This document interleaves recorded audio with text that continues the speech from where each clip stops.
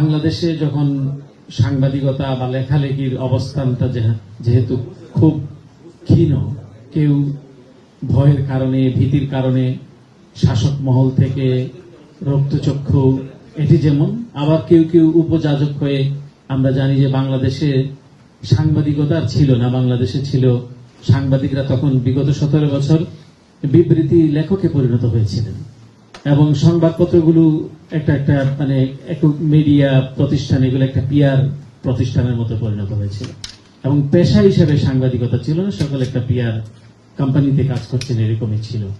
তো এটার ভেতর দিয়ে বাংলাদেশে যখন কথা বলা যেত না, বাংলাদেশে কেউ কথা বলতে চাইতেন না, অথবা কেউ বলতেন না, অথবা কেউ বলতে পারতেন না, সেই সময়ে এগিয়ে এসছেন এবং এটার কি কনসিকুয়েন্স সেটি আপনারা শুনেছেন। আমাদের খালাম মা, আমাদের ডক্টর মঞ্জুর, ওনারা বলেছেন যে কি ফেস করতে হয়েছে, কিন্তু এই কঠিন জিনিসটাকে তিনি বেছে নিয়েছেন, তারপরও তিনি থেমে যাননি।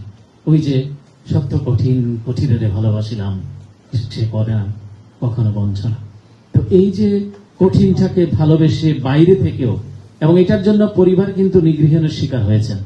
আমাদেরও আপনারা হয়তো দেখেছেন যে আমরা যখন কথাবার্তা বলছি, এক পর্যায়ে এইখানে আমার পরিবারের সদস্যরা যাদেরকে ঘেরাও করতো, কদিন পর পর চা খাবার দাওয়াত দিত, বিয়ে করতো, তো এরকম শুধু টেক্সট পাঠাইতো, স্টপ দিস ননসেন্স, এগুলি করে কি হবে। তো সেই সময়ে যে লেখনীগুলো আমরা দেখেছি, এবং বাংলাদেশে ইভেন আমি নিজেও সার্বক্ষণিক যোগাযোগ হতো, কি হচ্ছে ভাই, কি হবে, কোন জিনিসটা রেজ করলেন, অনেক জিনিস আলোচনা হতো, অনেক পরামর্শ পাওয়া যেত যে এই বিষয়টা বোধহয় রেজ করলে ভালো হতো, যখন আমরা স্টেট ডিপার্টমেন্টে, হোয়াইট হাউসে বা জাতিসংঘের বিষয়গুলো উত্থাপন করছিলাম। আমাদের তখন অনেকেই বলতেন যে এটা করে কি হবে, মানে এটা এই প্রতিদিন তুমি এই জিনিসটা একই জিনিস করছো, একই জিনিস। কিন্তু আমার একটা আশা ছিল, বদ্ধমূল ধারণা ছিল, দেশে বিদেশে তারা বিদেশেও তো তারা বন্ধুহীন।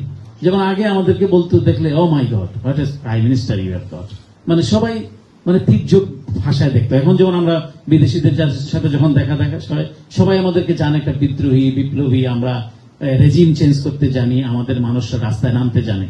তো এই কাগজ, আমার বক্তৃতা হয়তো একটু লম্বা হয়ে গিয়ে যাচ্ছে, আমি যেটা বলার চেষ্টা করছি, এইটি কিন্তু এই পেছনের কারিগর, এই লেখনী, কারণ এটা ক্রেডিবল মিডিয়া আউটলেটে লেখা, এবং তাও ইংরেজি ভাষা, যাকে আমরা রেফারেন্স হিসেবে দিতে পারি। আমি অসংখ্য তার লেখা স্টেট ডিপার্টমেন্টে, জাতিসংঘের রেফারেন্স হিসেবে আমরা তুলে ধরেছি। তখন তো আমাদের মিডিয়াগুলো আমাদের নাম পর্যন্ত নিত না, এবং আমি নিজেই কৃতজ্ঞ। একবার সে ডিপ্লোমেটে লিখলো যে সাংবাদিকতার নতুন ধারার প্রতিকৃত হিসেবে। তো এই যে জিনিসগুলো তখন আমি দেখেছি তার লেখনীর ভেতর দিয়ে। তো আমার মনে হয় এটি অব্যাহত রাখতে হবে। আমরা নো ম্যাটার হোয়াট, বাংলাদেশে যে জন্য আমাদের এই সংগ্রামটি হয়েছে, যে মুক্ত মত প্রকাশের ক্ষেত্রে বাধা থাকবে না, আমরা ডেমোক্রেসির চর্চা থাকবো, এবং দ্বিধাহীনভাবে, নিঃসংকোচে, নির্ভয়ে, নির্ভীক চিত্তে মোবাশ্বের হাসান লিখে যাবে, আমরা সেই বাংলাদেশ প্রতিষ্ঠা করতে চাই, এবং আমি বিশ্বাস করি সেই বাংলাদেশে আমরা প্রবেশ করেছি।